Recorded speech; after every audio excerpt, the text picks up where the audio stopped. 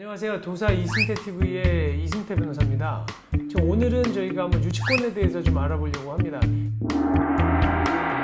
길을 다니시다 보면 현수막이 이렇게 크게 붙어 있는 것들 많이 보시죠. 특히 이제 공사 현장에 많이 붙어 있는데 이런데 유치권 행사 중 이렇게 써져 있는 글씨들을 많이 볼 겁니다. 사실 유치권이 뭔지를 잘 모르시는 분들도 많을 뿐만 아니라 유치권이 굉장히 생각보다 막강한 권리라는 거예요. 그래서 우리가 경매로 물건을 낙찰받거나 아니면 건물들을 매수하시려고 할 때 거기 유치권 행사 중이라는 게 적혀져 있다고 하면 일반 건축물하고 굉장히 달리 보셔야 된다는 겁니다. 그래서 유치권이 과연 뭔지 그냥 말 그대로는 그냥 유치할 권리 이렇게만 생각하시는데 이게 얼마나 막강한 권리인지 한번 저희가 살펴보도록 하겠습니다. 이제 도급인이라고 하는 게 이제 여기에서는 이제 H사입니다. H사가 건물의 또 소유자도 아니에요. 임차인이었던 사람이 자기가 임차한 건물, 그러니까 제가 이 건물의 임차인이잖아요. 근데 이 인테리어를 S사에게 맡긴 거예요.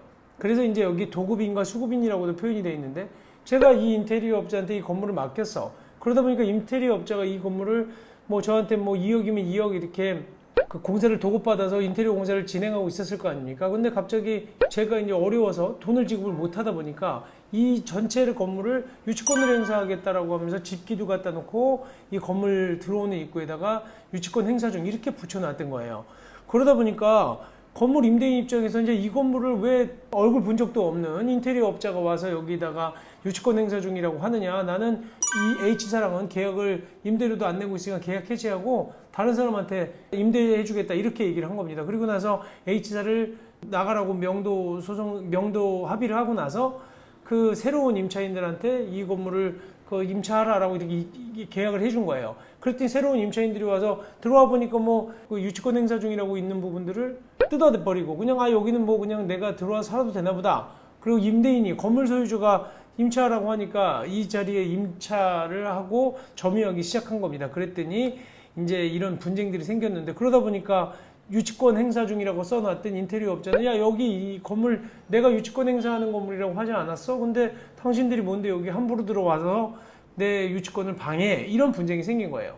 그래서 정리하면 임대인 입장에서는 아니 내가 임차인한테 물론 임차를 줬고 근데 그 사람이 인테리어 공사를 하고 있었다고 하더라도 난 그 인테리어 공사한 사람은 한 번도 본 적이 없는 사람인데 자기가 함부로 여기서 유치권 행사하면 내 소유권이 제한을 받는 거야? 이런 얘기고 새로운 임차인의 입장은 아니 나는 임대인으로부터 적법하게 임차받아서 들어왔더니 여기 유치권 행사 중이라고 써 있어서 나는 다 뜯어내고 내가 건물 사용하면 되는 거 아니야? 이렇게 생각하는 거고 또 인테리어 업자는 아니 나는 임차인한테 돈 주고 여기 인테리어 공사하고 있었는데 왜 나는 돈도 못 받아가지고 유치권 행사한다는데 그 유치권은 법적인 권리 아닌가? 왜 사용 못하게 해? 이렇게 분쟁이 복잡하게 붙은 거예요. 과연 이때는 그러면 유치권자가 보호받아야 되는지 아니면 임차인이 보호받아야 되는지 그거를 한번 살펴보도록 하겠습니다. 그러면 여기서 우리가 좀 살펴봐야 될 게 유치권이 뭔지에 대해서 한번 살펴볼게요. 유치권이라고 하는 건 민법 여기서 보시면 320조에 규정이 되어 있습니다. 그래서 타인의 물건 또는 유가증권을 점유한 자는 그 물건이나 유가증권에 관하여 생긴 채권이 변제기에 있는 경우에는 변제받을 때까지 그 물건 또는 유가증권을 유치할 수 있다. 이런 권리를 얘기하는 거거든요. 물건에 대해서 생긴 채권이라는 것입니다. 그러니까 뭐냐면 이제 그 시계 같은 경우 쉽게 얘기하면 시계에 대해서 수리하고 나서 받아야 되는 수리비 채권.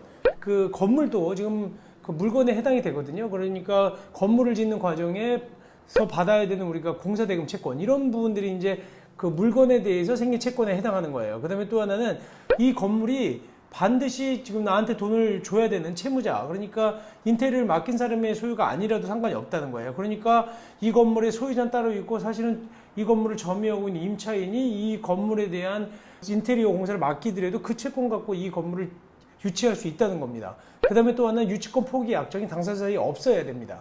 그래서 이것만 요건이 갖추어지게 되면 유치권이 발생을 하는데 그러니까 사실 유치권이 얼마나 강력한 권리인지는 이렇게 보면 알 수 있는 게 일반적으로 우리가 부동산에 대해서는요 등기를 하여야지만 그 권리로서 효력이 생기거든요. 그러니까 전세권이 됐든 소유권이 됐든 저당권이 됐든 다 등기를 해야지만 효력이 발생하는데 이 유치권의 경우에는 점유만 하면 된다는 거예요.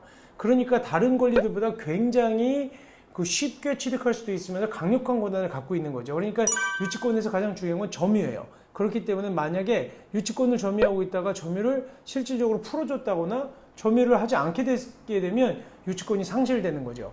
부동산에서 일반적으로 권리를 존속시키기 위한 요건이고 효력 발생 요건 중에 하나인 등기와 마찬가지로 이 유치권에는 점유가 굉장히 중요하다는 겁니다. 그리고 이 유치를 하게 되면 효과가 뭐냐? 효과는 돈을 받을 때까지 그 물건을 돌려주지 않아도 돼요. 그러니까 이 건물에 대해서 제가 공사하고 나서 공사대금 채권을 못 받았다? 내가 10억을 못 받았어. 그럼 10억 받을 때까지 아무한테도 그 건물을 돌려주지 않을 권리가 있어요. 다만 사용수익은 할 수 없다는 겁니다. 담보물권 중에 하나예요. 우리가 돈을 빌려주면서 담보로 잡는 형태와 유사한 그것이 유치권이라고 할 수 있는 거죠. 그러니까 이 담보물권으로서의 가장 강력한 권리가 사실은 근저당권 이런 것보다도 오히려 유치권이 더 어떻게 보면 물건에 대해서 생긴 채권이라고 한다면 더 강력한 권한이 되는 겁니다. 유치권이라고 하는 게 이제 인정된 경우와 제가 인정되지 않은 경우들을 한번 살펴볼 건데, 인정된 경우를 보시면 지금 제가 쉽게 얘기한 거, 그러니까 공장 건물에 그 공사대금을 받지 못한 공사업자가 정문에 안내문을 게시하고, 그러니까 유치권 행사하겠다는 안내문 게시하고 주야로 용역경비원을 공장에 경비하도록 했어요. 그 다음에 건물에 그 자물쇠 채워두고 그 정면에 대형 컨테이너를 막아놓은 경우, 이 경우에는 채무자가 그 공장을 관리하고 있었던 게 아니고 실질적으로 유치권자가 그 공장을 자기가 관건장치도 해놓고 또 점유하고 있었다고 볼 수 있기 때문에 물건에 대해서 생긴 채권이고, 그 다음에 또 물건을 점유하고 있다고 봐서 유치권을 인정한 사례입니다. 근데 그 또 하나 케이스는 유치권이 부정된 경우를 얘기를 드리면, 대부분의 유치권이 부정된 경우에는요, 건물을 점유하고 있다가 점유를 상실한 경우를 얘기합니다. 그러니까 공사를 마찬가지로 이 건물에 대해서 공사를 진행한 공사업자가 이 건물을 점유하고 있었는데, 이 건물에 다른 임차인이 와서 아니 이 건물 찾고 왜 당신이 와가지고 여기에다 컨테이너 박스도 갖다 놓고 이렇게 건물을 점유하고 있느냐, 출입에 불편하니까 컨테이너 박스 치우고 다른 사람 출입할 수 있게 해줘라 라고 얘기를 한 거예요. 그랬더니 우리 공사업자 입장에서 좀 마음이 약해져서 알았다, 그러면 내가 좀 컨테이너 좀 옆에 치워놓을게. 그리고 나서 이 건물에 자유롭게 다른 임차인들이 출입하게 내버려뒀어요.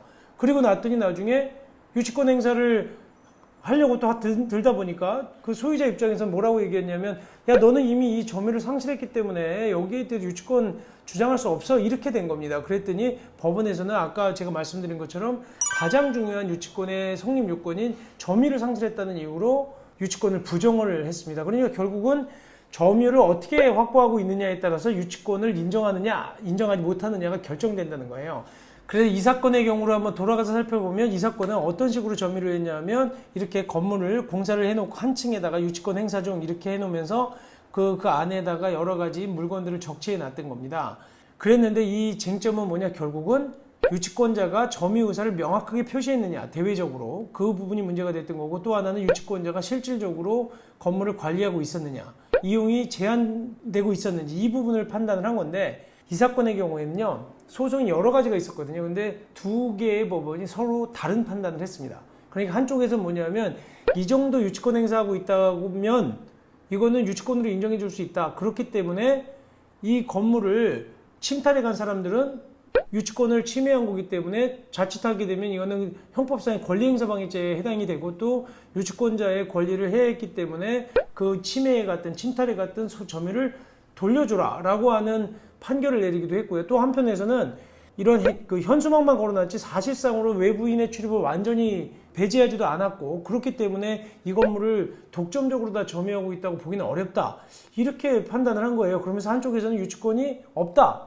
그리고 유치권을 인정할 만한 점유가 인정되지 않는다라고 해서 상반된 판결을 해서 각자 지금 또 항소법원에 계류 중에 있습니다. 그러다 보니까 가장 유치권에서 중요한 거는 유치권을 인정할 수 있을 만한 점유가 있었는지에 대한 부분입니다. 그래서 앞으로 우리가 현수막이 붙어 있다고 해서 반드시 유치권을 인정할 수도 없다는 것이고, 실질적으로 유치권이 행사되고 있는 건물을 우리가 샀을 때는 유치권자한테 못 받은 공사대금 채권을 다 물어줄 수도 있기 때문에 불축의 손해를 우리가 받을 수도 있다는 거거든요.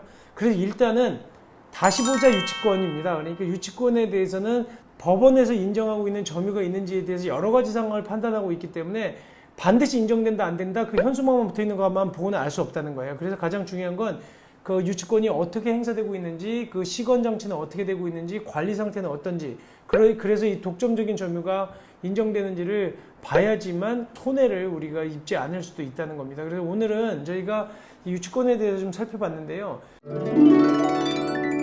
건물을 자고 매수하는 사람들 입장에서는 유치권이 굉장히 다시 봐야 되는 것이기도 하고, 또 어떻게 보면 공사대금을 받지 못한 사람들 입장에서는 가장 손쉽게 유치권을 통해서 본인의 어떤 손실을 만회할 수도 있는 거기 때문에, 또 공사업자 입장에서는 유치권 행사를 적절하게 해야지만 손해를 또 방지할 수도 있습니다. 그러니까 유치권이라는 그것은 권리는 어떻게 보면 한쪽에서는 칼 자루가 되기도 하고 한쪽에서는 칼날이 되기도 하는 권리이기 때문에 굉장히 유심히 보셔야 되고 정말로 다시 보셔야 될 것이 유치권입니다. 그래서 지금 우리 도사TV를 보시는 분들은 어떤 분들은 또 유치권을 행사하시는 분이 있고 또 방어하시는 분들이 있을 수도 있는데요.